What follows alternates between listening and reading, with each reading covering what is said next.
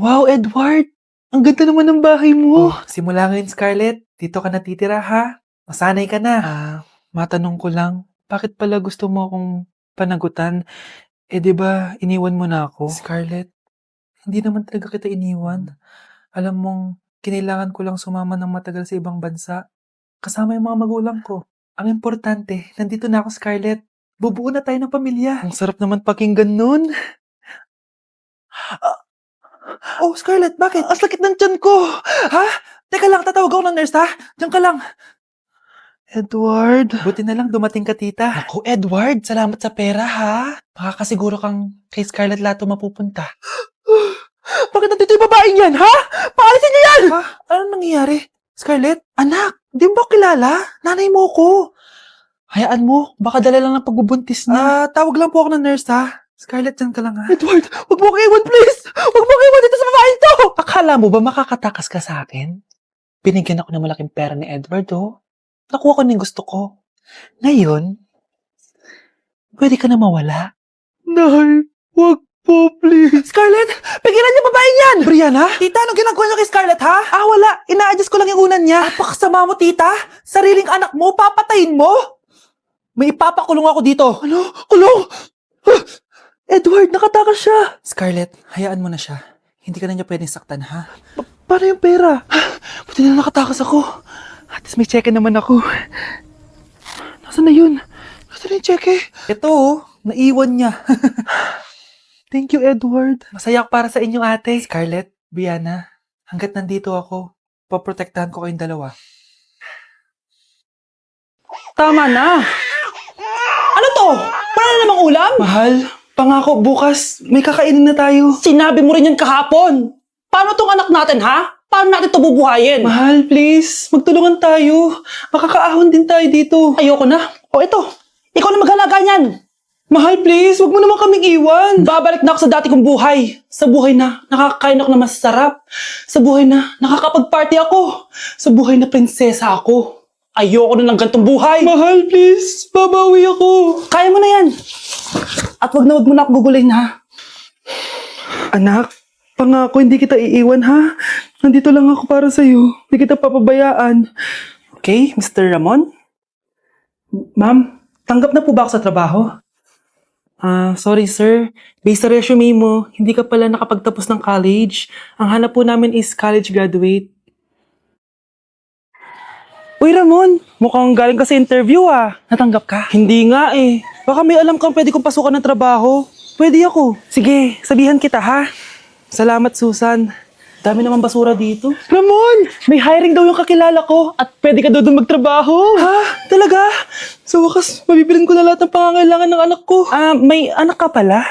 Oo. Iniwan kami ng nanay niya dahil di niya kaya tong gantong buhay. Hayaan mo, hindi mo deserve yun. Wow, ang bilis. May pumalit na agad sa akin?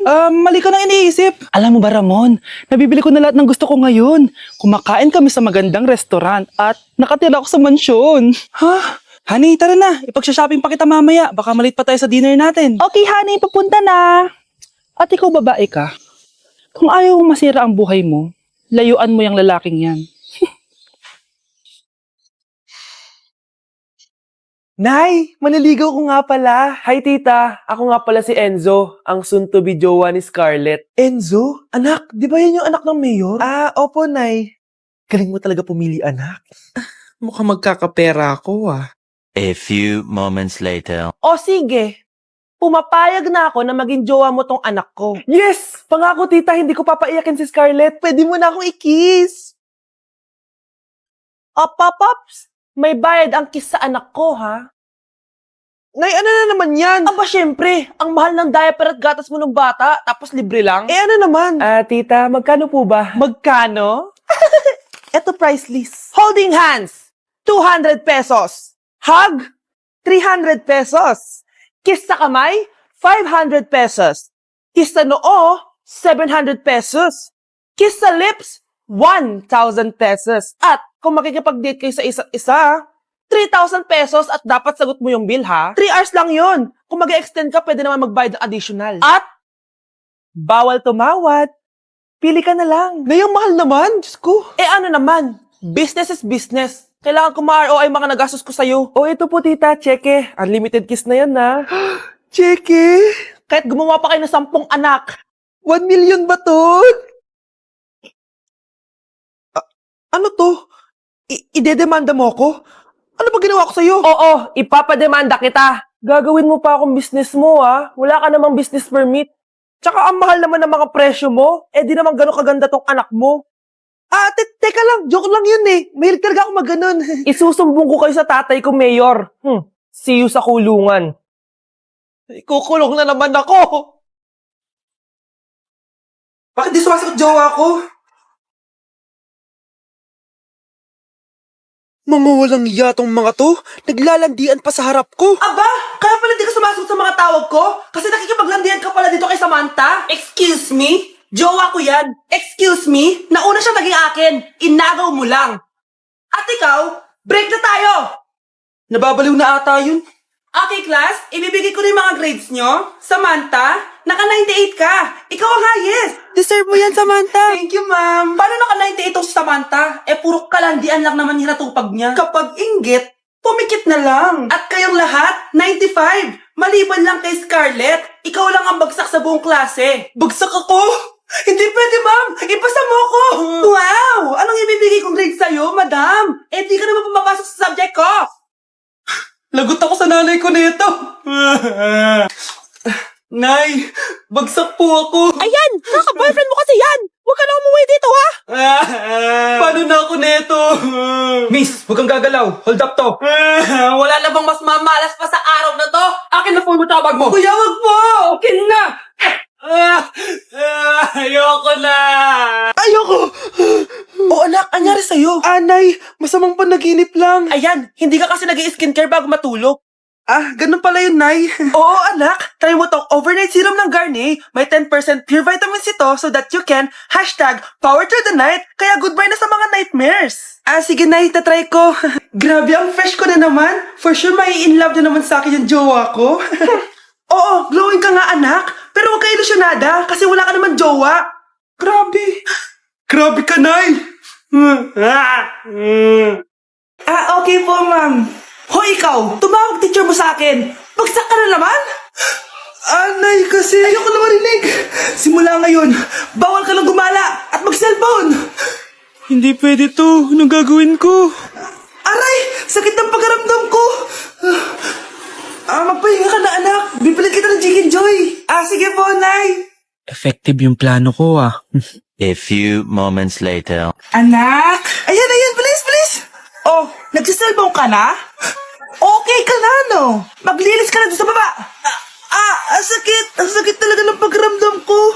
Aba, teka. Huwag mo ako niloloko, ha? Magbihis ka na. Pupunta tayo sa doktor. Nay. Tara na. Hello, Doc. Ipapacheck up ko po tong anak ko. Sige, pasok kayo. Ano po nangyari sa kanya? Kasi Doc, palaging may masakit sa kanya. Totoo ba to, Doc? O kunwari niya lang para di siya mautusan? Tignan natin. May malalang sakit yung anak mo! Ha? Mamamatay na siya? Di ka magiging OA, ma'am, ha? Meron akong gamot dito, ma'am. Last stock na lang to. Ipainom mo na. Effective yan, ha? Iinumin ko na, Nay, Ayan, Nay. Okay na pakiramdam ko. Ayan! Huliin niyo na yan! Ano mangyayari? Isa siyang peking doktor! Kaya ikukulong na namin siya! Ha? Anak, ano nangyayari sa'yo? Ay, expired na pala yung gamot. Walang hiya ka!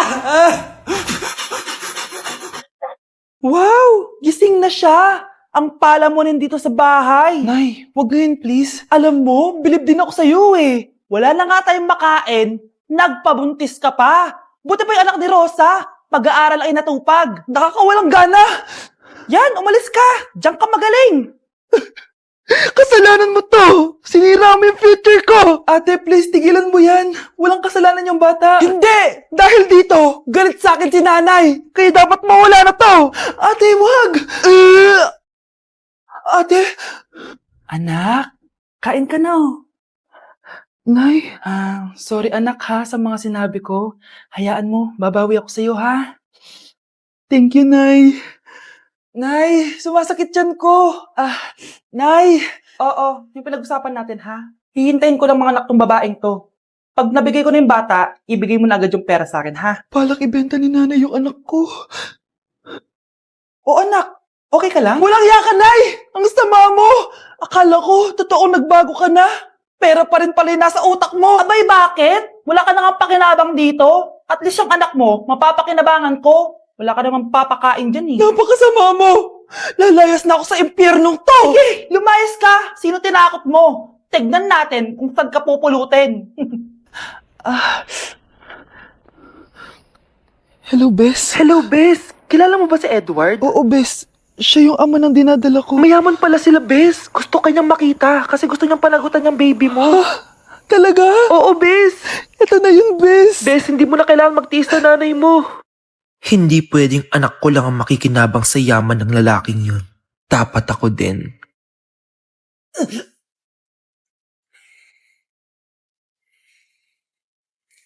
Isa ka na din katulad ko, anak. Anong ginawa mo sa akin, Nay? Kakaiba yung nararamdaman ko. Gusto mo malaman ang totoo, di ba? Isa akong diwata mula sa mundo ng Encantasia. At isa sa kapangyarihan ko ay ang manipulahin ang picture na nasa cellphone mo. Bakit yung mo lang sinabi sa akin, Nay? Dahil ngayon ang tamang panahon, anak. At nasa katawan mo na ang kapangyarihan na para sa'yo. Pero, paano ko malalaman kung ano yung kapangyarihan ko? Ikaw ang tutuklas niyan, anak. Ano kaya magiging kapangyarihan ko? Baka nagiging invisible ako.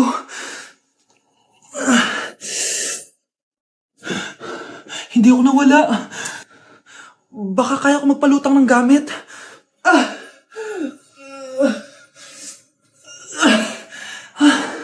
Hindi lumutang. Ang hirap naman neto. Baka kaya ko tumagos sa pintuan.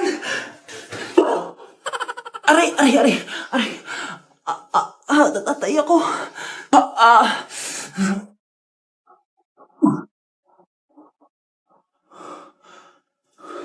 Ano yun?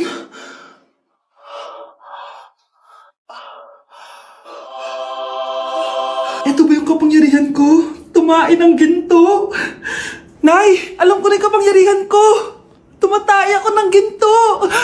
Anak, uminom ka na maraming pampatae para Yumaman na tayo.